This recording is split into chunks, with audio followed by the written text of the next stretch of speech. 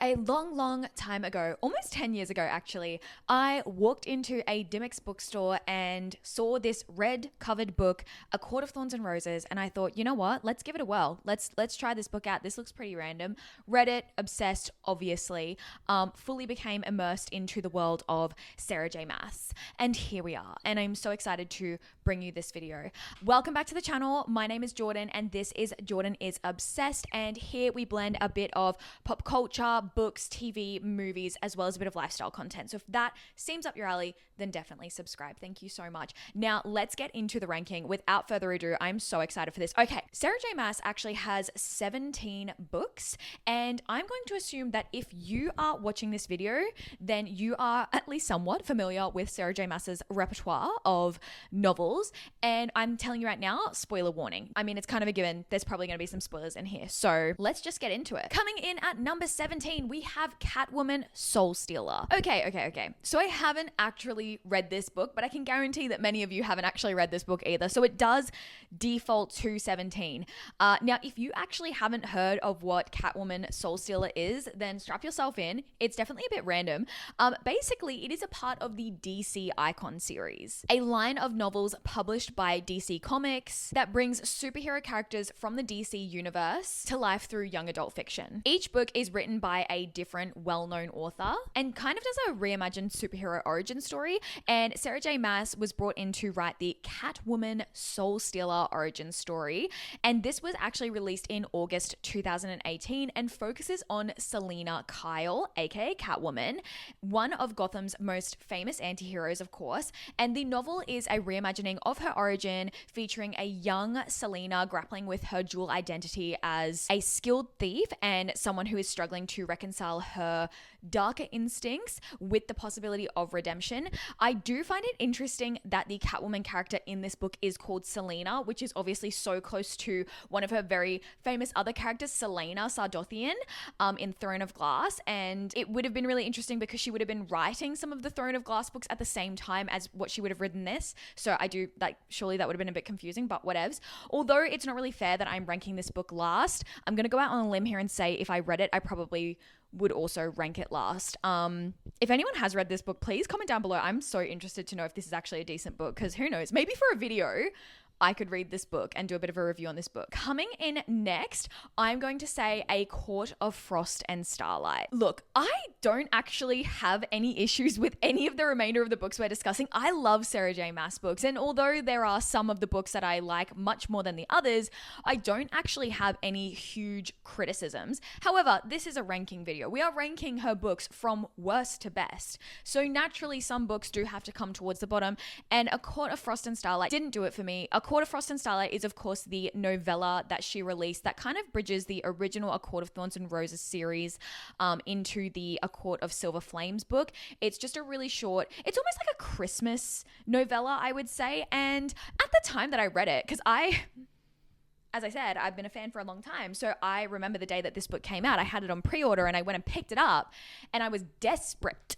for content because I'd kind of, I'd read this immersive universe. I'd read A Court of Thorns and Roses. I'd read Throne of Glass. And then she was releasing this book and I was like, I'm sad. I'm sad. And I loved it because I was like, hello, like back with my favorite characters. Thank you so much. So I did really love it when I read it for the first time. And it does kind of feel like Sarah's way of wrapping up the A Court of Thorns and Roses trilogy with Feyre's story to move the series into the next stage and further setting up the story with Cassian and Nesta. And as I said, I purchased this book the day it was released and practically devoured it in one sitting. I was counting down the days until this book came out, desperate for any morsel of content about my favorite characters in the whole world. And like I said, I actually just really enjoyed being back in this universe after finishing the original trilogy. And I just felt like I had a gaping hole in my chest that no other characters could fill. And I'm sure that many of you who have read A Court of Thorns and Roses can relate. Now, that's how I felt. So when this book came out, I was like, yes, great. This is excellent. So like I said, the first time I read this, rose-tinted glasses on, I loved it. However, upon reread, I'm not a huge fan of this book. I don't really like what it does with some of the characters. It feels a bit weird looking back at it and just feels a little unnecessary. I honestly would have just rather have gone straight into A Court of Silver Flames. I don't think we needed this little Christmas novella, to be honest. Also, the scene where Feyre and Rhys are doing it in the air while flying over the city of Valaris was just weird. Yeah, I don't know. There's some weird parts of this book that I don't know. It definitely felt fan servicey, but like I said, I was like desperate for content. So I was like, I'll take it. Anyway, coming in next, we have Crescent City, House of Sky and Breath. This book is the second book in the Crescent City series and was unfortunately a massive letdown for me after reading book one. Book one of the Crescent City series, especially the ending, I loved so much. So I really had high hopes for this book because usually with Sarah J. Maas's books, the first book is kind of like a setting stones book and then they just get better as the books go on. You know, we're familiar. And so I kind of thought that was going to be the case with Crescent City. And I was like, well, if Crescent City was that good, Crescent City 2 is going to be excellent. And I was just let down. This book meandered a lot. I couldn't wait to delve further into the world of Lunathian and Bryce and Hun. And I was just sorely disappointed by the long and drawn out nature of this book, if I'm being honest. House of Sky and Breath continues the story of Bryce and Hun as they come down from the dramatic events at the end of book one. And unfortunately, this book just felt like a bit of a slug to get through as it meanders through a bunch of side points that don't even feel relevant to the main thread of the book. And now, having completed the series or having completed book three, felt completely irrelevant overall. Like there was so much setup in book two, and I was like, oh, maybe we're gonna get payoff for this. It just felt like a lot of setup for no payoff.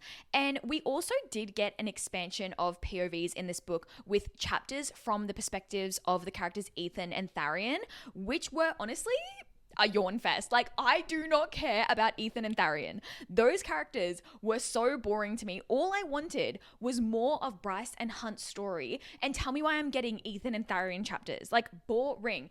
The book was a letdown because it felt like all of the momentum from book one just kind of fell to the wayside, and we got long and drawn out scenes just to kind of drag out the book as well. Like, this book really could have been edited to shorten the book down because it did not need to be that long. It didn't feel like the conflict that was keeping Bryce and Hunt apart was significant enough to actually keep them apart. And I understand that with a series like this, you can't just have the main couple get together instantly.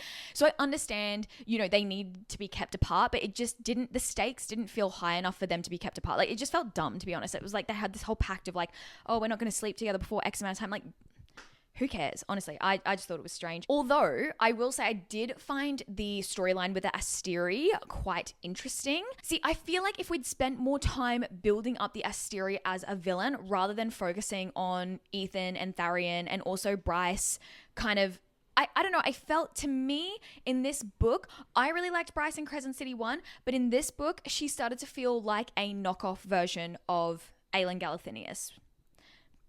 And that's just what I thought. Anyway, next up we have Assassin's Blade coming in at number 14. Now, I don't dislike this book at all. I actually quite like this book, but as I said, I love Sarah J. Maas books. I love these books with my whole chest. So I can't place this book any higher because all of the books that come after this are just that good. So Assassin's Blade is the origin story of the main character of the Throne of Glass series, Selena Sardothian. It was actually published after the second book in the series, Crown of Midnight, and acted as a prequel for the series, exploring 4 short stories that shaped the character that we grew to love in Throne of Glass. I really enjoyed the short stories, and I loved the introduction of some of the beloved characters that we get later on in the series as well, such as Irene and Ansel of Briarcliff. I also felt as though the dynamic established between Selena and Arobynn added so much more depth to Selena's character that makes reading Queen of Shadows and the remainder of the Throne of Glass series so much more powerful. However, I will say, of course, that the most heart-wrenching moment of this book, of course, has to be the story of Selena and Sam. Going into this book, obviously knew where we were going to end up. It was so heart-wrenching. Like, oh my gosh, I couldn't imagine reading this book first because I know there's a lot of debate about Sarah J. Maas reading order. Let me know your reading order down below in the comments. I've got my recommended reading order, but let me know your reading order down below in the comments. I'd be curious to know. But yeah, really, really love this book, but it's just, it can't, 4 short stories and kind of like an origin prequel story just can't compare with some of the books that we have coming up. Coming in at number 13, we have Throne of Glass, Where It All Began. I remember reading this book for the first time and feeling quite neutral about it, to be honest. After coming down from the high of reading the ACOTAR series, it was quite a change of pace, of course, going from ACOTAR and where, ACOTAR kind of ended and then coming into the Throne of Glass world. Obviously, Throne of Glass does feel quite juvenile and feel quite young adult. Like, I know if I'd read Throne of Glass when I was 14 or 15, I would have ate it up. But reading it as someone who at the time, I think I was in my early 20s, I was just kind of like, okay, obviously I'm going to read it, but it was just not doing for me what ACOTAR was doing for me. Nevertheless, this series would go on to become one of my favorite series of all time. Actually, I think Throne of Glass is my favorite series of all time. Like, I'm sorry. I know that's a basic thing to say, but guess what? It's everyone's favorite series because it's a freaking good series. Like, hello. This book is not the strongest start to the series, but it does hold a really soft place in my heart. And I think with this book, you can kind of tell, like, this book, apparently Sarah J. Maas was only around 16 when she wrote this book, and you can tell it's very different to where this series ended up. And it's just a very different story. The start of this story with the whole trials and the champion competition and the whole King's Champion thing feels very different to where we ended up. It does also feel extremely 2012 with the assassin competition, the castle, the balls, the two love interests with Dorian and Kale. And like I said, if I'd read this book when I was a teenager, I would have just absolutely eaten it up. But I do have to say, it does set up some great groundwork for the rest of the series. And Sarah is an absolute master at foreshadowing. So even though she didn't know where the entire rest of the series was going to go, she does still set up some excellent foreshadowing and links back to moments from this book throughout the rest of the series, which just makes the whole series that much richer. So it's just not as strong as some of the other books on this list. Coming in at number 12, we have Crown of Midnight, which is the second book in the Throne of Glass series. I definitely enjoyed Crown of Midnight more than Throne of Glass and found that the series did start to find its feet once the whole competition saga was over, and we could focus more on the lore and the world and the characters. In this book, we do also get to see the development of the romance between Selena and Kale, which was actually really interesting to read at the time. And even though, in my opinion, Kale turned into a huge idiot in the end of this book, I really feel like Sarah started to find her feet with this series while writing Crown of Midnight, especially at the end, and especially with the reveal that we get at the end. Now, this is going to be a spoiler for Throne of Glass. I'm sorry, pretty much from this point onwards, if you have not yet read Throne of Glass, click away, babes. Click away. I'm sorry. Anyone who gets spoiled of what happens in Throne of Glass, like, I don't want that to be you. Don't ruin the journey for yourself. Click away. When we get to the end of Crown of Midnight and we get the reveal that Selena Sardothian is Aelin Galathinius, gagged. Now, again, I read this book many, many years ago, and if I read a reveal like that in a book nowadays, I do need to think, like, I totally would feel like I would be able to predict a reveal like that. Like, I feel like that's now, following the success of these books, this has become the fantasy formula, secret princess. However, at the time I was bloody gagged, okay? Like, it did not even occur to me at all that that's where this series was going to go, and that it was going to kind of go down this angle that it started to go down. In this book, we did also have the death of the character Nehemia, which was completely shocking to me. Like, I had not read a book where you get the death of the character's best friend. So it was really shocking. And in retrospect, it does seem quite out of place in this series as well. Yes, this series does have some hard hitting moments and other character deaths, but to have such a pivotal character die in such a brutal way, oh my gosh, so early into the series, this really shocked me. It's so funny because I always describe, like, when I'm trying to get people to read Throne of Glass, when I'm trying to recruit people to the Throne of Glass cause, I always tell people, I'm like, oh, have you watched Game of Thrones? You like Game of Thrones? Throne of Glass is Game of Thrones for the girly pops. That is how I describe Throne of Glass. Coming in at number 11, we have Crescent City, House of Flame and Shadows, aka Crescent City 3. I waited years for this book. Years. I pre-ordered it on my Kindle, and the day it came out, I set my alarm for 4 a.m. so I could read as much of it as I possibly could before I started work that day. And I know that many SJM, Sarah J. Maas fans felt let down by this book, and I completely understand the gripes with it. This book, it's certainly not the show-stopping, crossover finale showdown that I was expecting. Again, with Sarah J. Maas and with the way that she crafts her novels and the foreshadowing and the linkages, this kind of didn't have the payoff and the reward from all of this build-up that I had hoped for. Like I said, book 2 was a slog for me to get through, but I kind of thought to myself, well, at least if book 2 is setting up all of this stuff, then we're going to get massive payoff in book 3. And I don't think that we did. But I still really enjoyed this book. Like, I still really enjoyed it. Like, I'm sorry. I know it's not perfect, but I really enjoyed this book. Maybe it's because I had been so starved for Sarah's writing for the 2 years between her publishing a book that I literally would have read a steaming pile of shit with her name stamped on it, and I would have given it 5 stars. So who knows? Honestly, like, just being real and self-aware. Again, spoilers now as well. Spoilers. Okay? But you've been warned. Spoilers. If you haven't read Crescent City, spoilers. Was the plotline between Bryce, Nesta, and Azrael a meandering mess and a complete letdown?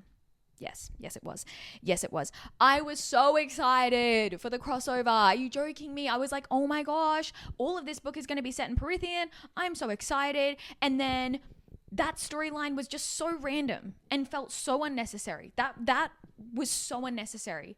Like, why even set up the crossover? I feel like it was unnecessary, honestly. Did Bryce behave like a spoiled brat for the majority of this book? Yes. Again, Bryce in this book was giving me Timu Aelin. She was giving me Timu Aelin. Did it feel like Bryce and Hunt low-key hated each other at times instead of being the fated mates that they were sold as? Yes. Did I also skim read over the many Ethan and Tharian POVs because they were really boring and I wanted to tear out my eyeballs? Also yes. But I still loved it. And I read it in 2 days. I couldn't help it. I love an epic final battle. I love a battle scene. Love it. Coming in at number 10. Okay, this is where I love from here onwards. Excellent books. All of these books, 5 stars. 5 stars. So just because it's number 10, I still love this book. Tower of Dawn. I remember when I went into this book thinking, ugh, after the ending of Empire of Storms, you want me to go into Tower of Dawn. So Tower of Dawn is the kind of novella. I think this is the 7th book in the Throne of Glass series. And it kind of splits off the POVs. The book before it is the POV of Aelin and the main crew. This book follows the POV of Chaol and him going to the southern continent. And I was like, are you serious? You want me to read a book that's this big about Chaol? I don't care. Anyway, this book was such a pleasant surprise for me. I had absolutely no intention of enjoying it. In fact, I was prepared to hate it. I really did not like Chaol's character. Going into this book, he was one of my most hated characters. I found him whiny, annoying, and completely unsympathetic, and I couldn't believe I was being forced to read a whole book about him. So suffice to say, I did have very low expectations going in. I loved the world building in this book. I loved the lore of the Southern Continent and the expansion of the Throne of Glass world. I loved the Kagante. I don't know how that's pronounced. I've got my own pronunciations. I'm sorry. That's how I pronounce it. I loved the royal drama and the politics between the royal heirs. I loved Irene. I loved the healers. I loved that whole element of lore. Irene Towers is probably the only thing in this world that could have redeemed Chaol for me, because she is such a badass that by association, her choosing him makes his character better. Don't get me wrong. I love Sarah's kick-ass warrior characters. You know, the Aelins, the Feyres, that, like, you know, when they train and they're strong. Love that. Absolute legends on the battlefield. I love that. But having a character that shows strength in a different way, I really, really enjoyed that. And I just really like that Irene is so powerful and so respected without needing to don a sword or armor. Coming in at number 9, we have A Court of Thorns and Roses. I first read A Court of Thorns and Roses back in 2017. Yes, I was an early adopter and I want to brag about it. And it was just on a whim when like I said, I walked into Dimmicks. I saw it in the staff's pick section. And I had no clue what it was about. I just read the back of the book. I thought, this looks cool. This is kind of giving me like low-key Hunger vibes, because it was like, I think the back of the book was like, Feyre is a huntress. And I was like, ooh, it's kind of giving Katniss, like, because she had a bow and arrow. So I fully thought I was going into a Hunger Games ripoff. Not going to lie. Like, I was like, oh, she's got a bow and arrow and she hunts in the woods for her family. Okay, Katniss. giving Katniss realness. That's what I thought. And yes, I was so wrong, but loved it. To me, A Court of Thorns and Roses, I know a lot of people struggle with A Court of Thorns and Roses, not me. I loved it. I didn't know what to expect. Obviously, I had no idea what was coming. The world felt so immersive to me, and I hadn't felt that feeling since I was a teenager. So I just fell in love with the ethereal fairylands of Prythian. Of course, this book was the first book I'd ever read that had like fairies in it, and I was just obsessed. I loved the magic and the different magical courts, you know, spring, summer, autumn, night. That was really interesting to me. And my favorite part of the book was, of course, the trials under the mountain. The trial section of the book, I love the trials so much. And also, like, I have to say as well, so obviously I was reading the book, you know, Feyre and Tamlin vibes. Yeah, love the romance. Was rooting for them to get together.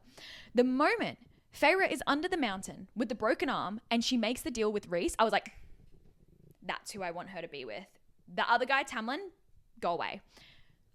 From that moment onwards, the first time I read it, I was rooting for Rhys. So I loved the trials because every time she had like a scene with Rhys, I was like, yes!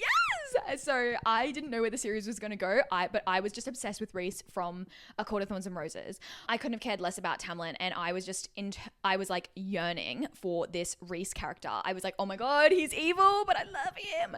And I think as well, because like prior to reading A Court of Thorns and Roses, I was definitely still like kind of a paranormal romance girly. Like, in terms of like, I was watching Vampire Diaries, and in Vampire Diaries, my favorite characters were Damon and Klaus. So being the villain was no issue for me. So when Rhys came onto the page, dark hair, villainous, I was like, that's the one. Anyway, coming in at number 8, we have Heir of Fire in the Throne of Glass series. Heir of Fire, for me, is where the Throne of Glass series really took off and definitely takes a turn. Like, obviously, when she was writing this book, or like these books, I think she had a different vision for the series when she was writing the first 2 books, and it kind of like really expanded from Heir of Fire. And I love that. It goes from a young adult book focused on a competition and court politics and an assassin to a high stakes fantasy novel with a cast of complex characters and political dynamics, an expansive world that deals with a multitude of dynamics and trauma and political stakes and creatures of...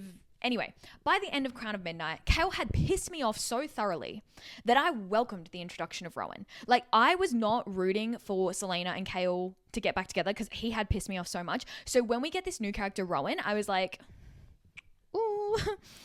And I also really loved in this book that this is where we got the introduction of more Fae mythology in the series. And I love a training montage. And I think that's why I like so many of Sarah's books, because she does love a training montage, you know, basically where the character's getting stronger and they're training. And I just love that we really had Selena letting go of her assassin persona to step into her identity as Aelin, Ash River, Galathinius, Queen of Terrasen. Chills. And the fact that we also got the introduction of one of my favorite characters of all time, Manon Blackbeak. Again, I know people pronounce it Manon. I'm sorry, I pronounce it Manon. I've always pronounced it Manon. I can't pronounce it Manon. Sorry. It's just the cherry on top with this book. I loved Manon's story. I mean, I will say the first couple of Manon chapters, I was a bit like, but like, honestly, I loved Manon chapters. By the end of this book, I was obsessed. The introduction of the witches brought a whole new element to the world building and the lore, and the epic ending of this book with the Battle of Mistwood and Selena kind of severing the blood oath between Maeve and Rowan. Also, I was clutching my pearls. I loved that. Like, that was just, that was so good. Coming in at number 7, we have A Court of Silver Flames, which is, of course, a part of the ACOTAR series. And I was really torn between placing this book at 8 or 7, but ultimately it did end up in position 7. I thoroughly enjoyed this book. And I had been desperate to get a book on Cassian and Nesta ever since their romance was kind of first teased in A Court of Mist and Fury. The character development of Nesta was so well done, given that after the events of A Court of Frost and Starlight, so the novella book, Nesta in A Court of Frost and Starlight pissed me off so much. I was like, really, Sarah, how are you going to make me sympathetic towards this character? But somehow I went from completely despising her to completely adoring her by the end of this book. I found the element of female friendship in this book so touching, and I really, really loved the development of sisterhood between Nesta, Gwyn, and Emery, and the inclusion of the Valkyrie warrior lore also added a great touch, and it just really made me root for the girls. Like I just loved this so much. It was so heartwarming, and Nesta was also such a complete badass at multiple points during this book, with some of my favorite moments of this book being her at the Bog of Urid. It's so good. Where she puts the mask on and then she like rises. Oh my God, it's so good. When they finally adapt this into film or television, I cannot wait for that scene. That scene is going to be sick. Also, the scene where she's dancing with Eris. Okay, low-key, not gonna lie. I kind of wish there was a love triangle between Eris, Cassian, and Nesta. I think that actually would have been so juicy. Yeah, that there was a missed opportunity there for there to be a love triangle with Eris. Like, oh, that would have been so juicy. I love the scene where they're dancing in the ballroom and like Eris like falls in love with her. Oh, that would have been so good. I just, when it comes to fiction, I do lean more towards the toxic characters. I'm sorry. Also, the blood riot, that whole situation was amazing. Many people really didn't like the portrayal of Rhys in this book, and I've seen lots of commentary online that this book made some people even hate Rhys. While their feelings are completely valid, given Rhys's actions, of course, his actions towards Feyre and the pregnancy, I'm going to be honest and say I didn't actually pick up on how problematic Rhys's behaviors were until I saw the commentary about it online. Not gonna lie. Like when I was reading this book, I don't know, because Rhys and Feyre aren't the main characters of this book, I didn't really delve too deeply into Rhys's motivations or Rhys's actions. This was Nesta's book, so I just really didn't pay that much attention to Rhys personally. And that's my thoughts on it. Coming in at number 6, we have A Court of Wings and Ruin. Now, of course, this is the third book in the A Court of Thorns and Roses trilogy and does kind of wrap up the initial Feyre storyline. Coming off the back of A Court of Mist and Fury, this book had big shoes to fill, and I believe that it did so effectively. I devoured this book and simply couldn't rest until I knew the conclusion of this storyline and what was going to happen in the war against Highburn. I felt as though this book was a really great conclusion to the original series and was a satisfying way to end the Highburn story arc. There are some really incredible moments in this book, really just intense action scenes that I just love so much, and I really enjoy seeing the battles play out because the battles feel like a payoff for the journey that our characters have been on thus far. And I really enjoyed seeing how the High Lords kind of transform themselves into beasts and monsters to fight the hordes of Highburn, and how each of their beasts were kind of very reflective of their court and their court's magic. And also, I really loved reading about the Illyrians, the Illyrian war camps. I found all of that lore to be so interesting, and honestly, the level of depth in the whole Illyrian war camp lore is like Sarah J. Maas's brain. That is amazing.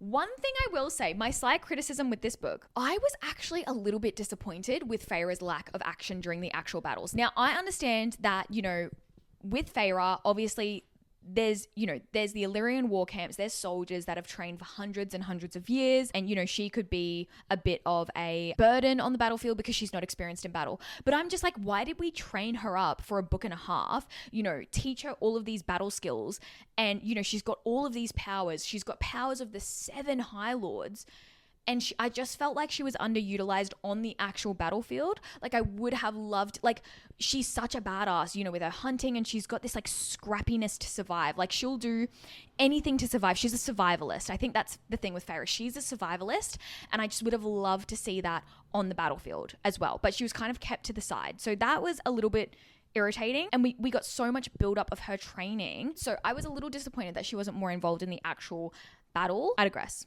Still a good book. I'll complain, but I love it. Coming in at number 5, we have the first Crescent City book, House of Earth and Blood. As I said earlier, I adored this book. Don't get me wrong. The first 5 chapters of this kind of modern-esque urban fantasy book had my head spinning, but it completely managed to win me over and has now ended up in my top 5 Sarah J Maas books of all time. This book was unlike anything I'd ever read before, and I felt immediately swept up in the immersive world of Midgard. The lore was just so fascinating, and the different houses and the different creatures, like there were so many creatures, and I loved that. I loved that we're in a society where there's so many different creatures and sectors and houses and in this sprawling modern urban city. It was such a fascinating setup for me. I really liked it. I was really entranced by the combination of angels, vampires, shifters, fae, werewolves, and modern technology. And what really puts this book in the top 5 for me is the ending. Like so many Sarah J Maas books, the final 10 chapters of this book have your heart beating out of your chest with anticipation. Micah confronting Bryce in the gallery and the tense fight between them, the god-slaying rifle, the vacuum scene. The vacuum scene is one of my favorite scenes that Sarah J Maas has ever written. That was excellent. I love that scene. No notes. The demons coming through the portal, the epic fight on the streets with the Fender sword. Oh my gosh, it was just so like moment after moment. The whole thing being video streamed to the conference. Hun flying on the chopper to save Bryce. The drop. Sorry, I've just summarized the whole ending, but like, the ending of this book literally had me crying in the staff room of the retail store that I worked in at the time, while devouring the last few chapters on my lunch break. Yes, people were giving me strange looks. My coworkers were like, is she okay? But I was so close to finishing the book. I was like, no one look at me. I need to finish this book. And I just remember like sobbing in the break room finishing this book. So this was such a strong start to the series.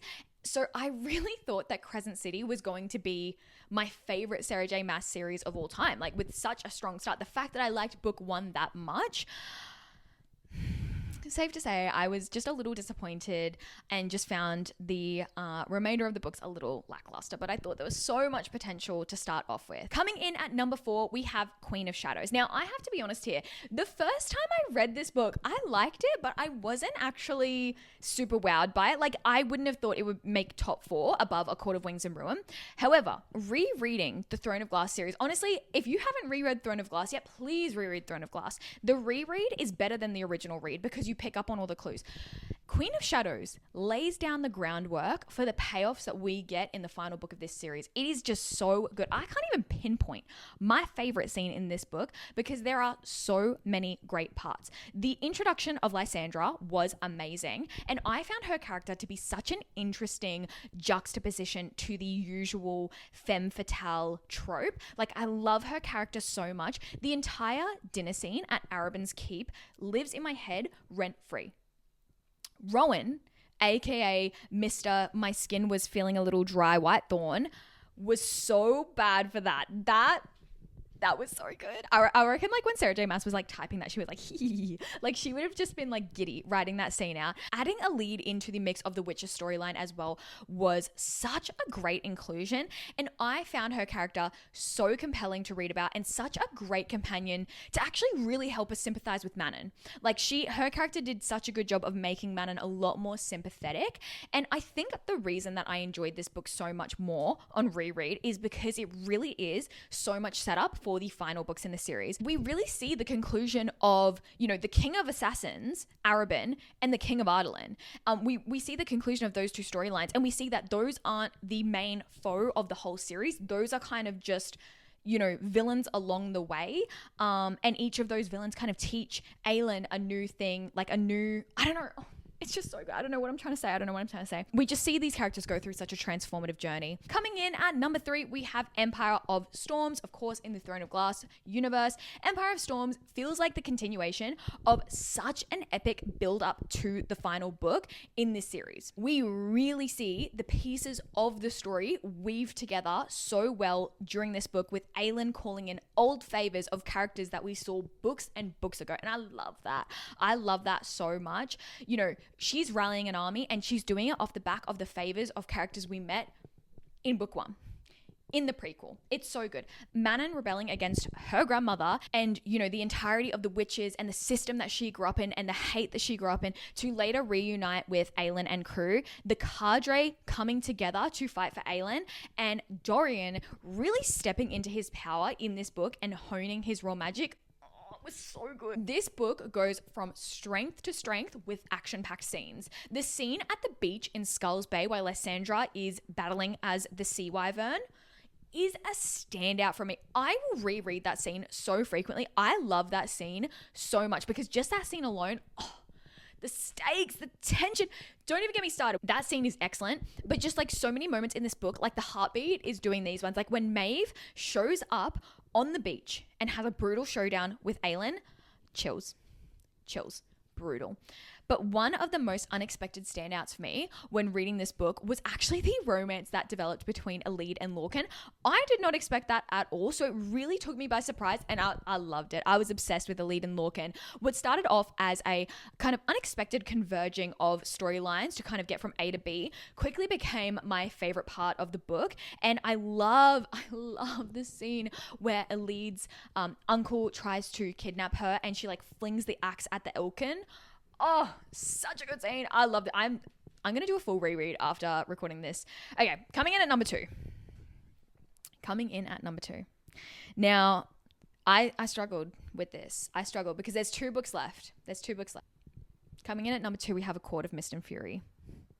I know. I can't believe that this is coming second when it is such an incredible book. Narrowing down the positions between 1 and 2 was so difficult, considering that both of these books were so special and so impactful to me. I absolutely adored this book. Like from the very first time I read it, it holds such a special place in my heart. I have reread this book countless times. I love it so much. From the moment that we read about Feyre standing at the altar in her hideous wedding gown, and we hear the thunderclap in the background, followed by Rhys purring, "Hello, Feyre, darling."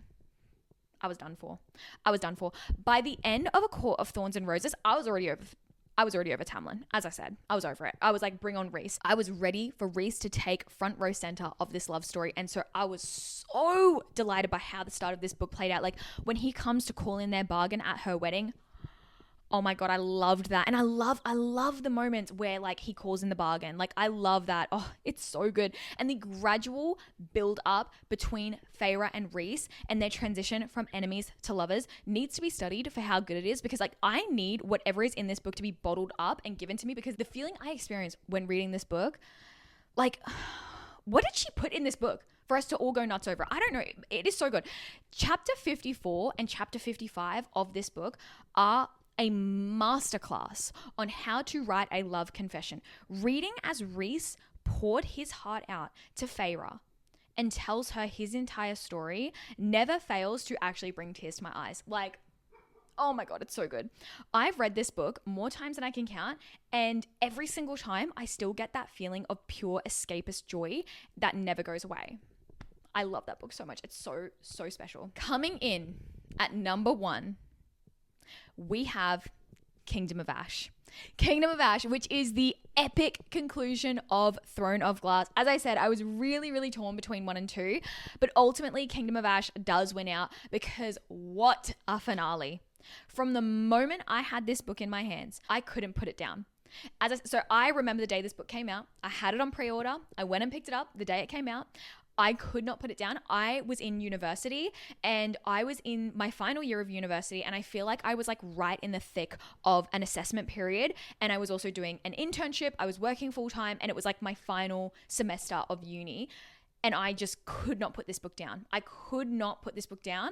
And it was worth it to read this absolute masterpiece. The first third of the book, where Aelin was Maeve's prisoner, I was essentially holding my breath, waiting for her to be freed. It was harrowing. But the moment that was shared between her and Fenris after they have been found by the cadre, and Fenris dying, essentially like he's dying after breaking his blood oath, still makes me sob. The whole like the live, Fenris, live. Bitch. I can't. That... I have, in my version of Kingdom of Ash, which is actually so beat up, I have that moment tabbed because I go back and reread it. I'm actually going to go and get my copies of the book so you can see how beat up they are, because they are beat up. I feel like I could do a whole video on how much I love Kingdom of Ash and my favorite moments in this book, because there are so many. I simply cannot narrow them down. A few off the top of my head. The Battle of Aniel, a lead racing for Lorcan on the back of Farasha, Manon fighting the witch matrons and then like putting the crown on her head, Dorian tricking Maeve, the Crescent witches, again, my pronunciations, okay? This is the Crescent witches fighting for Terrasen, Aelin riding on the back of the Lord of Night into the final battle for her kingdom. So many good moments. So many good moments. I actually feel like, why am I like getting emotional, like even thinking about it? This book was so good. I think the reason that I gave this book the top spot over A Court of Mist and Fury is because for me, this was the perfect conclusion to the Throne of Glass series. Like the journey to get like, oh my God, I was so happy with where each of the characters ended up. And this book just, to me, just felt like the perfect conclusion. It felt like everything was paid off so well. Everything was done so well in this book. I just adore it. And to me, Throne of Glass as a piece of work it's so good. It's so good. And there you have it. There are my rankings. Let me know what your number one Sarah J. Maas book is down below. I cannot wait for ACOTAR 6 and 7. I'm so excited. I'm so excited to see where this series goes. I kind of have my own theories, so maybe I should do another video on my theories of ACOTAR 6 and 7. But again, I don't know. Obviously, I love Sarah J. Maas. She brings me so much joy. Her writing brings me so much joy. And yeah, anyway, I'm going to go get my copies of the book so you can see how beat up they are. So this is my version of Kingdom of Ash. As you can see, it is so beat up and it has tabs in there. But you know what? I think books are meant to be loved, and this book has well and truly been loved. And then this is my original cover, A Court of Mist and Fury, and this one is looking not in very good shape. Like this looks like an old library. This book looks like 50 years old, not, I don't know, how old would this book be, like 8 years old? But yeah, so you can tell that those books have been very well loved. But yeah, thank you so much. If you've made it to the end of this video, please comment down below what your favorite Sarah J. Maas book is. And yeah, please like and subscribe.